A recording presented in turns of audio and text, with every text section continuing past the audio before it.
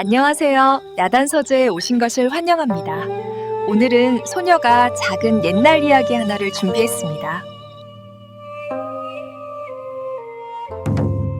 서씨, 당장 나와 무릎 꿇어라. 시아버지의 호령이 안채 가득 울려 퍼졌습니다.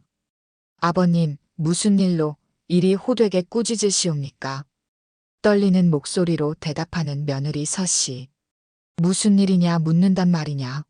밤중에 담장 너머로 사내와 밀회를 했다는 말이 온 마을에 퍼졌다. 그런 일은 결코 없사옵니다. 누가 그런 헛소문을. 여자가 변명에 무엇하느냐. 이미 소문이 났으면 사실이나 다름없다. 네, 지금 들으신 것은 조선 중기 한양의 어느 양반가에서 벌어진 일입니다. 한 총명한 며느리가 억울한 치정의 누명을 쓰게 된 순간이었지요. 그러나 이 여인은 여기서 굴복하지 않았습니다. 오늘은 이 며느리 서씨가 어떻게 자신의 지혜로 누명을 벗고 오히려 집안의 명예를 더욱 높였는지 그 놀라운 이야기를 들려드리겠습니다. 자, 그럼 처음부터 차근차근 시작해 봅시다. 사실 이 사건이 일어나기 전까지 서 씨는 평범한 양반가의 며느리였습니다. 아니, 평범하다기보다 오히려 모범적인 며느리였다고 해야겠지요. 어릴 적부터 남다른 총명함을 지녔던 서 씨는 아버지가 서당에서 돌아와 동생들에게 글을 가르칠 때 옆에서 몰래 엿들으며 스스로 한문을 깨쳤습니다. 당시 여인이 글을 배우는 것은 달가워하지 않던 풍속이었으나 서 씨의 아버지는 딸의 총명을 알아보고 몰래 천자문과 사자소학 정도는 가르쳐 주었지요. 그래서 서 씨는 시집 올 때 이미 글을 읽을 줄 알았고 한자도 어느 정도 익혔습니다. 그러나 시집에서는 드러내지 않았습니다. 오히려 그것이 현명한 처신이었지요. 시집 온 지 3년 서 씨는 늘 모범적인 며느리였습니다. 새벽마다 문안을 드리고 밥상을 차리고 집안일을 도맡았으며 저녁이면 시어머니와 함께 바느질을 했습니다. 남편 이도령도 서 씨를 무척 아꼈습니다. 그 총명함을 알아보았기 때문이지요. 가끔 둘만 있을 때면 세상 일을 두고 이야기하기도 했습니다. 부인, 요즘 청나라와의 형세가 어찌 될 것 같소? 글쎄요, 서방님, 아마도 조심스레 지켜보아야 할 듯하옵니다. 때로는 남편보다 더 깊은 견해를 보이기도 했습니다.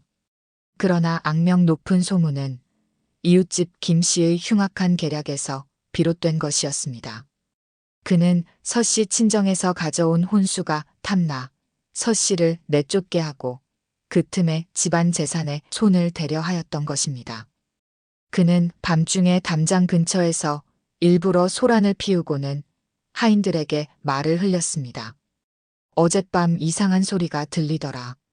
여인네 목소리 같기도 하고 곧 하인들 사이에서 수군거림이 퍼졌고 이시댁 며느리가 사내를 만났다더라는 말로 번지며 점점 심각해졌습니다. 마침내 그 소문은 시아버지 귀까지 들어간 것이지요. 시아버지 이진사는 체면을 목숨처럼 여기는 분이었습니다. 조선 양반가의 가장이라면 당연한 일이었습니다. 가문의 명예가 곧 집안의 생존과 직결되던 시대였으니 말입니다. 이게 무슨 소리냐? 우리 집안에서 이런 일이 일어나다니. 이진사는 곧 집안 어른들을 불러 모았습니다. 큰아들 이도령과 작은아들, 시어머니까지. 서 씨가 사내와 부적절한 관계를 맺었다는 소문이 온 마을에 퍼졌다. 이 일을 어찌할지 의논해야겠다. 시어머니는 울먹였습니다. 아버님, 도대체 무슨 일입니까? 이진사가 험한 낯으로 말했습니다. 서 씨가 다른 사내와 정을 통했다 한다. 온 장안 사람들이 입에 올린다. 이도령이 놀라며 말했습니다. 그럴 리 없습니다. 부친, 분명 오해입니다. 오해라고? 온 마을이 수군거리는데 오해라 하겠느냐. 이진사의 목소리가 더욱 높아졌습니다. 서 씨를 당장 불러오라. 그리하여 안채 대청에 가족들이 모두 모인 가운데 서 씨가 불려왔습니다. 아버님, 무슨 일로 이리 호되게 부르셨사옵니까? 목소리는 떨렸으나 눈빛만은 맑았습니다. 무슨 일이냐고? 내가 한 짓을 모른단 말이냐? 제가 무엇을 잘못했단 말씀이십니까? 밤마다 담장 너머로 사내와 밀회를 했다는 소문이 온 마을에 퍼졌다. 이 집안의 체면을 어찌하려는 것이냐? 서 씨는 벼락 맞은 듯 했습니다. 그런 일은 결코 없었습니다. 누가 그런 허튼 소리를. 그러나 이진사는 들으려 하지 않았습니다. 헛소문이라고? 온 동네 사람들이 다 아는데 어찌 헛소리란 말이냐. 시어머니는 통곡했습니다. 아이고, 우리 집안이 어찌 이 지경이 되었는고. 남편 이도령은 말문을 닫았습니다. 믿고 싶으나 아버지 앞에서 항변할 용기가 없었던 것이지요. 서 씨는 눈물을 흘리며 말했습니다. 정녕 억울합니다. 저는 그런 짓 한 적이 없습니다. 날마다 어머님과 함께 잠자리에 들었사온데 언제 그런 일을 할 수 있었겠습니까? 그러나 이진사는 매정했습니다. 여자가 변명에 무엇하느냐. 이미 소문이 났으니 사실이나 다름없다. 이 말이 서 씨의 가슴에 비수처럼 꽂혔습니다. 소문이 났으면 사실이나 다름없다. 진실은 중요치 않고 체면만 중한 세상이라니. 그러나 서 씨는 굴하지 않았습니다. 아버님, 진실은 반드시 드러날 것입니다. 이진사는 냉정히 말했습니다. 진실? 이미 마을 사람들이 다 아는데 무슨 진실을 찾겠다는 게냐? 당장 방으로 들어가 꼼짝 말라. 서 씨는 비틀거리며 방으로 들어갔지만 눈빛은 오히려 더 굳세게 타올랐습니다. 소문은 집안을 넘어 장터와 마을, 더 나아가 장안까지 퍼져나갔습니다. 며칠 후 서 씨가 장에 나갔을 때의 일입니다. 평소라면 어서 오시게 마님하고 반갑게 맞아주던 상인들이 서로 수군거렸습니다. 저희가 바로 그 며느리라네. 양반가라 한들 별 수 있겠나. 겉보기에 점잖아도 속은 알 수 없는 법이지. 서 씨는 주먹을 움켜쥐었으나 아무 말도 하지 않았습니다. 억울하다 항변한들 누가 믿어주겠습니까? 더 심한 것은 선비들의 말이었습니다. 성균관 근처를 지나는데 젊은 선비들이 모여 떠들고 있었습니다. 이씨댁 며느리가 부정을 저질렀다지 않소. 요즘 여인네들이 어찌 이리 경망한지 모르겠소. 엄이 다스리지 않으면 풍속이 문란해지고 기강이 무너지리다. 나이든 선비가 한숨을 내쉬었습니다. 옛날엔 이런 일 없었는데 세상이 어지러워지니 여인네들까지 이 모양이지. 그 말을 들으며 서 씨는 가슴이 터질 듯 분노했으나 동시에 깊은 절망도 느꼈습니다. 내가 아무리 억울하다 해도 누가 믿어줄까? 이미 모두가 나를 죄인이라 여기는구나. 그러나 포기하지 않았습니다. 오히려 투지가 더욱 불타올랐습니다. 이대로 당할 수 없다. 진실을 반드시 밝혀내리라. 그런데 소문은 여기서 그치지 않고 관아에까지 이르렀습니다. 이씨댁 며느리 일 들으셨소? 양반과 부인의 부정이라니 그냥 넘길 일이 아니지요. 곧 송사로 번질 터인데 엄히 다루어야 합니다. 이렇게 하여 서 씨의 일은 집안 문제를 넘어 세상에 회자되는 사건이 되고 말았습니다. 며칠 후 이씨 집안에는 친족들이 모였습니다. 사랑채에 가득한 얼굴들은 모두 굳어 있었습니다. 맏형 이인서가 먼저 입을 열었습니다. 형님, 이대로는 안 됩니다. 가문의 명예가 땅에 떨어지고 있습니다. 또 다른 친척이 맞장구 쳤습니다. 그렇습니다. 장한 사람들 입에 오르내리니 어디 얼굴을 들고 다니겠습니까? 이진사가 한숨을 내쉬었습니다. 그래서 이렇게 모인 것이오. 이 일을 어찌할지 함께 의논해 보려는 것이오. 이인서가 단호히 말했습니다. 답은 하나입니다. 그 여인을 내쫓아야 합니다. 칠거지약에 해당하지 않습니까? 내쫓는다고? 그렇습니다. 삼불거가 있다 하나 지금은 그럴 사정이 아니지요. 이혼시켜야 가문의 체면이나 지킬 수 있습니다. 다른 친척들도 고개를 끄덕였습니다. 그게 최선이겠지요. 더 늦기 전에 결단을 내려야 합니다. 시어머니는 울먹였습니다. 허나 그 아이가 정말 그런 짓을 했을까? 3년 동안 지켜본 며느리인데. 그러나 이인선은 냉정했습니다. 어머님, 이미 소문이 이렇게 난 이상 진실은 중요치 않습니다. 중요한 건 가문의 명예요. 남편 이도령도 망설이며 말했습니다. 삼촌, 부인이 늘 억울하다 호소하옵니다만. 도령, 내 마음은 알지만 가문의 대의를 생각해야 한다. 이진사도 속으로는 서 씨를 내쫓고 싶지 않았습니다. 3년 동안 정성껏 집안을 돌본 며느리였으니까요. 그러나 세상 사람들의 눈은 너무도 매서웠습니다. 며칠 더 생각해 보세. 성급히 결정할 일이 아니야. 하지만 그 대화를 누구보다 똑똑히 들은 이는 서 씨였습니다. 우연히 문 밖에 서 있던 그녀는 자신을 내쫓자는 이야기를 듣고 치를 떨었습니다. 내쫓는다고? 잘못한 일도 없는데? 서 씨의 눈에서는 눈물이 흘렀습니다. 그러나 동시에 더 큰 분노와 의지가 불타올랐습니다. 이렇게 당할 수는 없어. 내가 직접 나서야 해. 그날 밤부터 서 씨는 책을 읽기 시작했습니다. 촛불을 밝히고 대명률과 경국대전을 밤새도록 뒤적였습니다. 어려운 글귀였으나 포기하지 않았습니다. 무고한 자는 그가 뒤집어 씌우려 한 죄를 도로 받는다.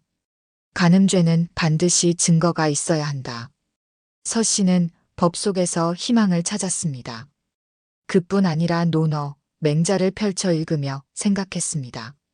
공자께서 배우기를 즐기고 때때로 익히면 기쁘다 하셨는데 어찌 남녀를 가르셨겠는가.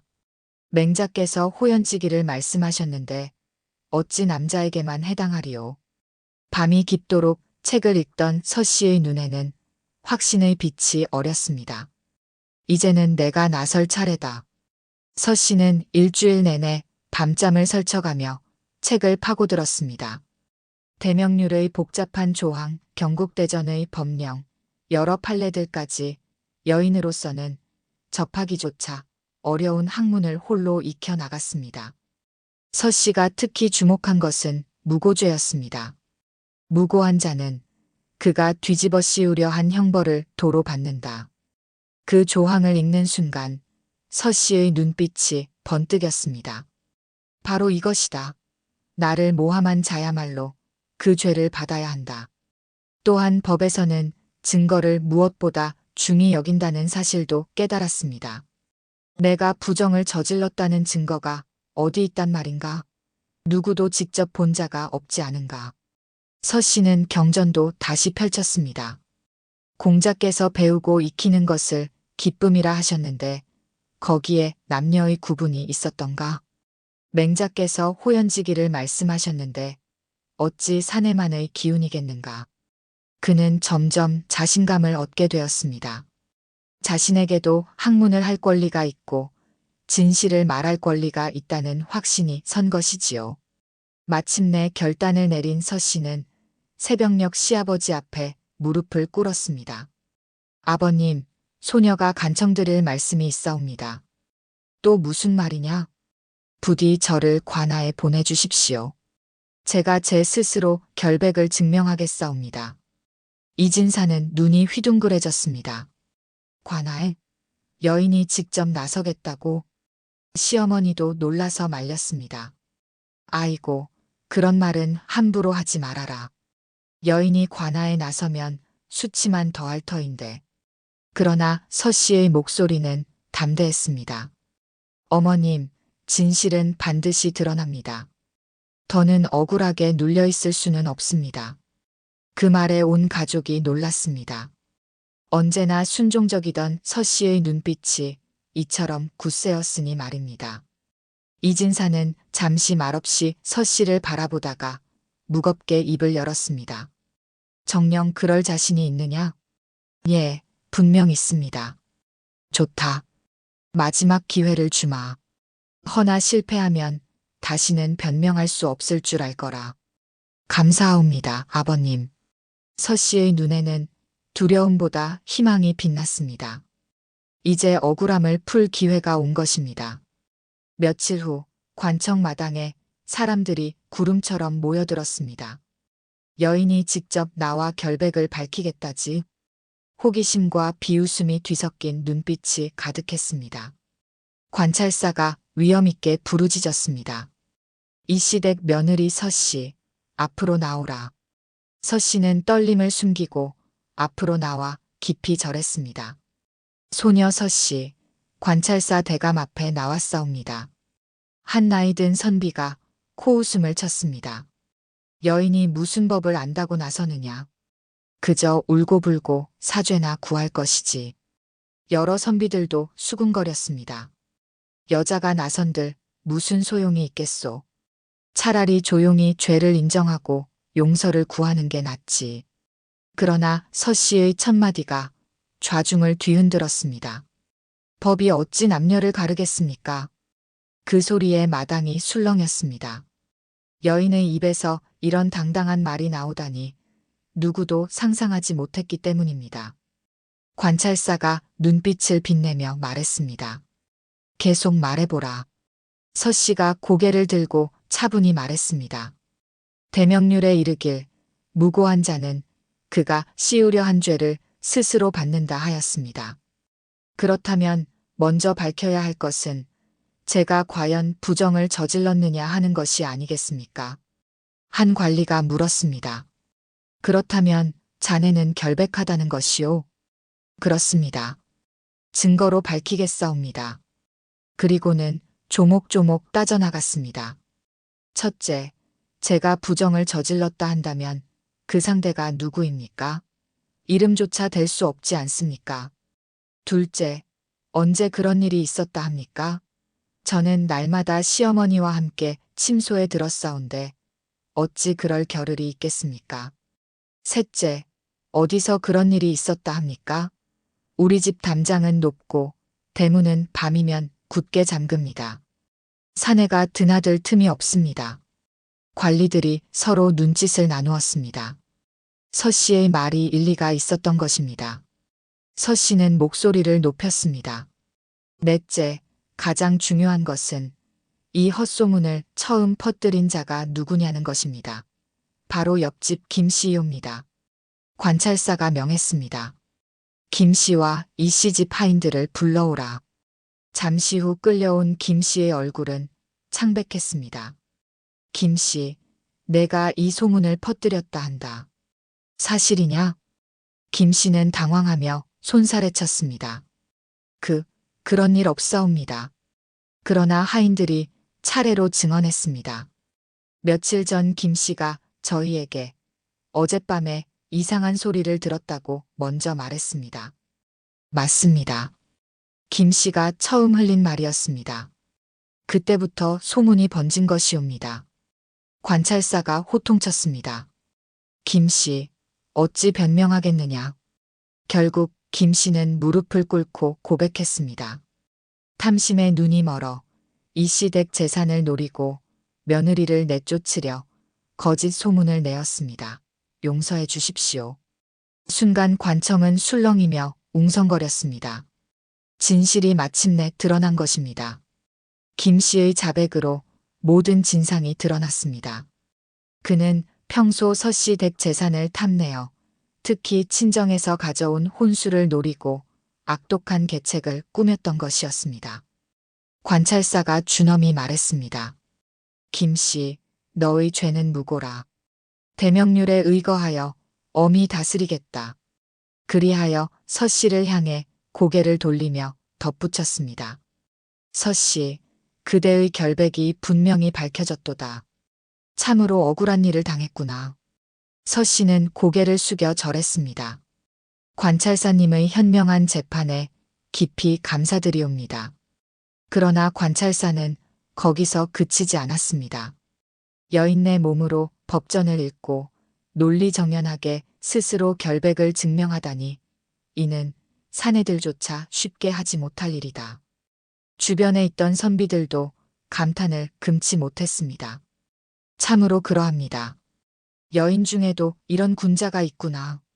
맹자께서 말씀하신 호연직이 바로 이것이 아니겠는가. 구경꾼들은 처음에는 비웃으며 바라보았으나 이제는 박수를 치며 서씨를 존경의 눈으로 바라보았습니다. 아낙네들이 서로 속삭였습니다. 저리도 총명하고 당당한 여인이라니 참으로 부럽구나. 우리도 억울한 일을 당하면 저리 나서야지. 관찰사는 마지막으로 크게 일러주었습니다. 이번 일에서 우리가 얻을 교훈은 크도다. 헛된 소문으로 사람을 단정해선 아니 되며 반드시 진실을 살펴야 한다는 것. 그리고 여인이라 하여 지혜가 모자란 것이 아니라는 것 말이오. 이리하여 서씨의 억울함은 완전히 풀렸습니다. 집으로 돌아온 서씨를 맞은 가족들은 기쁨에 눈물을 흘렸습니다. 시아버지 이진사가 서씨 앞에 앉아 말했습니다. 며느리야, 내가 너를 오해하였다. 참으로 미안하구나. 서씨는 고개를 숙였습니다. 아버님, 진실이 밝혀졌으니 그것으로 족합니다. 시어머니는 서씨의 손을 꼭 잡고 울었습니다. 내 며느리가 이리도 훌륭한 줄 몰랐구나. 앞으로는 내 자랑이다. 남편 이도령도 부끄러운 듯 말했습니다. 부인, 그대 곁을 지켜주지 못해 죄송하오. 이제부터는 어떤 일이 있어도 믿고 따르겠소. 며칠 뒤부터는 마을 여인들이 서씨를 찾아와 배움을 청했습니다. 서씨 댁 며느님, 어떻게 그리 용기를 내셨습니까? 저희도 글을 배우고 싶습니다. 부디 가르쳐 주십시오. 서씨는 그들을 기꺼이 받아들였습니다. 용기는 준비에서 나옵니다. 평소 배우고 익히면 억울한 일을 당했을 때도 당당할 수 있습니다. 무엇보다 옳다고 믿는 일은 끝까지 포기하지 마셔야 합니다.